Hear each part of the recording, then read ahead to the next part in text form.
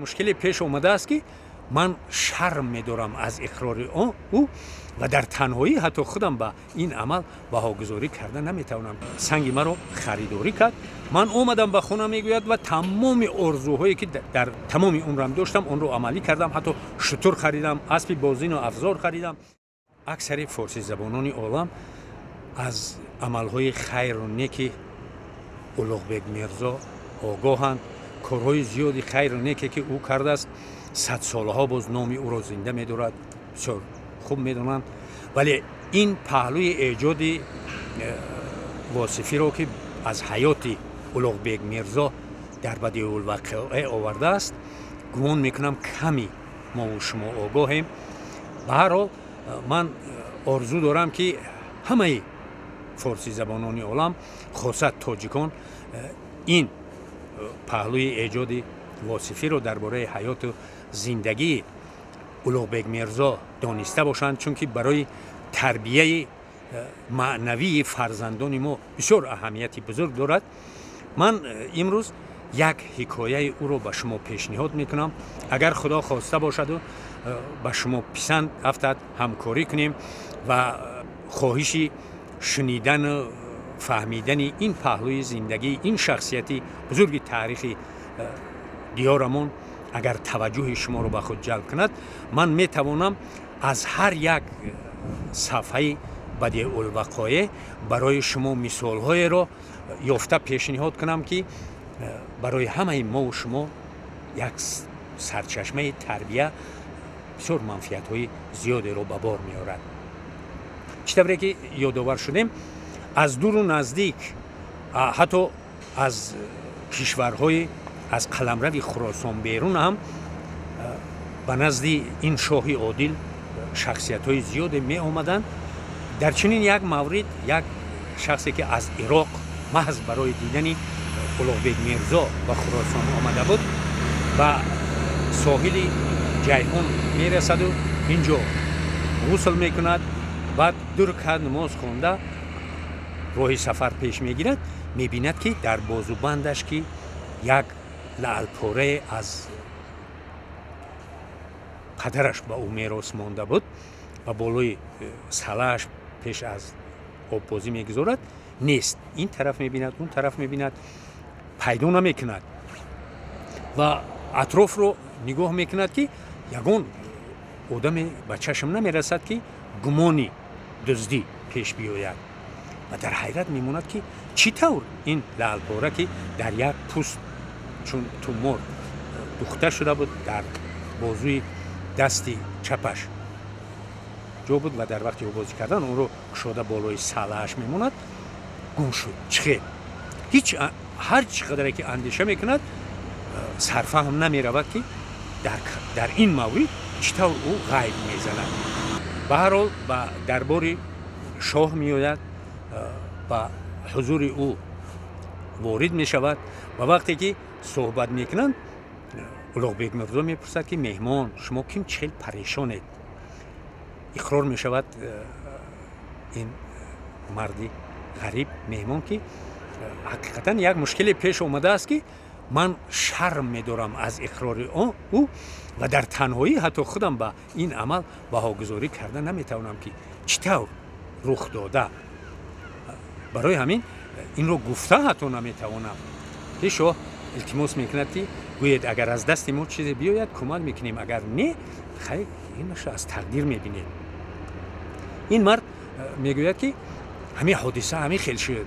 ولی در گرد و اطراف شخصی نبود و من نمیدونم که چطور این غیب زد. و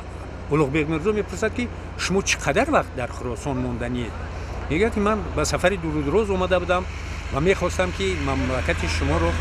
پایان و بالا چرخ زده باشم بینم و از صحبت‌های شما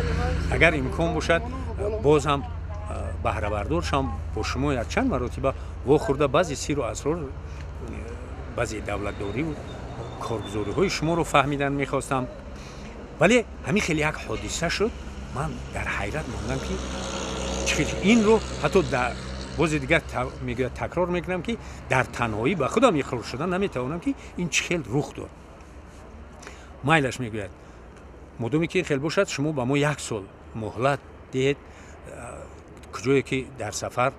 تنقیصی پیش میآید مراجعت کنید ما کمک میکنیم بعد یک سال اگر ما کوشش میکنیم که این مشکل شما رو آسان کنیم حتما اون رو پیدا کرده به شما میرسانیم اگر امکان دست نداد مبلغ او رو پرداخت میکنیم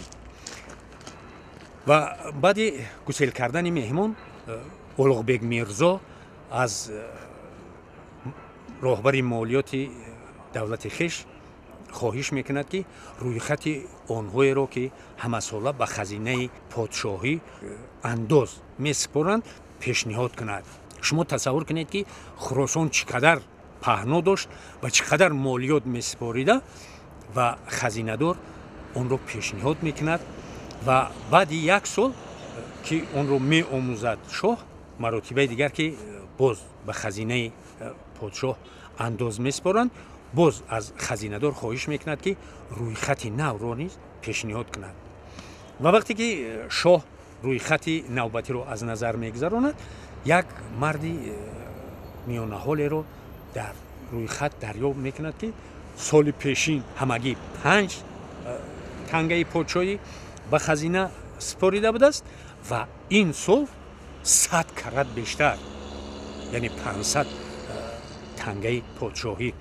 و خواهش میکند که همون مرد رو پیدا کرده نزد اولغبek میرزا بیارند و وقتی که او رو به نزد شاه میارند آرامانه صحبت میکنند از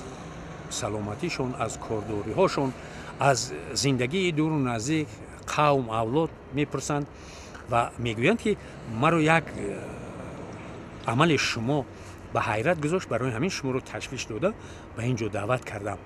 شما چرا پارسال همگی 5 تنگه به خزینه پادشاهی پیشنهاد کردید و این سال 100 کرات بیشتر یعنی 500 تنگه پادشاهی و این مردی دهقان که حقیقتا بسیار مردی صمیمی مردی مهنتکش و راستقول و حقیقتا صاحب ایمان بوده است حادثه رو عینا نقل میکند که یک روز من پشم میریشتم در هوای کشود و دیدم که یک زاغی علا که در ما اون رو علا شقشقه میگویند میگه اومد سر یک نوده دلانه نشست و قهر گفت و همین وقت دیدم که از دهانش چیزی افتید این توجه من رو میگه جلب کرد و خیستم و رفتم دیدم که یک پوست چرمینه که به شکل تومور دوخته شده است اون رو گرفتم میگوید و کشودم و دیدم که اندرون اون یک سنگی بسیار نازک گذاشته شده بود است و من ندونستم که اون چیست و اون رو گرفتم میگه یک روزی بزرگ و سمرقند رفتم نزد یک سوداگر در آمدم و او رو به سوداگر نشان دادم و گفتم که همین مال ما رو بهاگذاری کن میگه او وقتی که همین سنگ رو دید دست و پاش به لرزه در آمد رنگی روش پرید و کیمچی یک تغییرات پیدا شد و من حس کردم که این یگون سنگی قیمت بها است برای میگه وقتی که پرسیدم که این گوهری مرا چی نرخ میگذارد و او سوال از اون آغاز کرد که این رو از کجا پیدا کردی چه دسترسی تو شد بعد میگه من این رو با فروش آوردم خودت مرا استنتاق میکنی یا که این رو نرخ گذاری کرده میخری خیلی با چند نرخ این رو فروختن میخوایی میگه وقتی که من این وضع دیدم فهمیدم که این ارزشی بلند دارد برای من گفتم که 2000 تنگه طلا میخواهم و او که سوداگر بود دیدم که خرسند شد ولی با وجود این بازار تیزه کرد و کوشش کرد که نرخ رو پایان فرارد و به هر حال در 1500 تنگه طلا سنگ مرا خریداری کرد من اومدم به خونه میگوید و تمام آرزوهایی که در تمام عمرم داشتم اون رو عملی کردم حتی شتر خریدم اسب بازین و افزار خریدم تمام جهاز خونه رو از دیگر کردم و زندگی هم سر و سامانش رو پیدا کرد وقتی که اطرافیان پرسیدن که این از کجا چنین بایگری پیدا کردی که یک باره تمام کمبودی زندگیت رو به سامان آوردی و میگه شوخی کنان ابراز داشتم که یک خیشی بایم که دیگر میراث بر نداشته بود است در سمرقند از عالم گذشت و بایگری او به من رسید و من اون رو فروخته کم و کاست زندگیم رو بود کردم و اکنون که امروز حقیقت подшоҳи олам шумо аз ман мепурсед, ана ҳамин буд. Ва Улуғбек Мирзо супориш медиҳад ки ҳамон савдогарро пайдо карда биёранд. Савдогарро пайдо мекунанд, ӯро ба назди шоҳ меоранд ва вақте ки ӯ соҳиби лаълро мебинад, мешиносад ва дигар дурӯғ гуфта наметавонад. Ва шоҳ супориш медиҳад ки ту ки арзиши инро бисёр поён баҳогузорӣ кардаӣ, барои ҳамин ҳамчун гунаҳгор ту ҷазо мебинӣ. Ва ӯро коҳиш мекунаду лаълро аз ӯ дархост карда ба соҳибаш бармегардонад ва ба ин марди деҳқон боз инъомҳои зиёде карда ӯро гусел мекунад.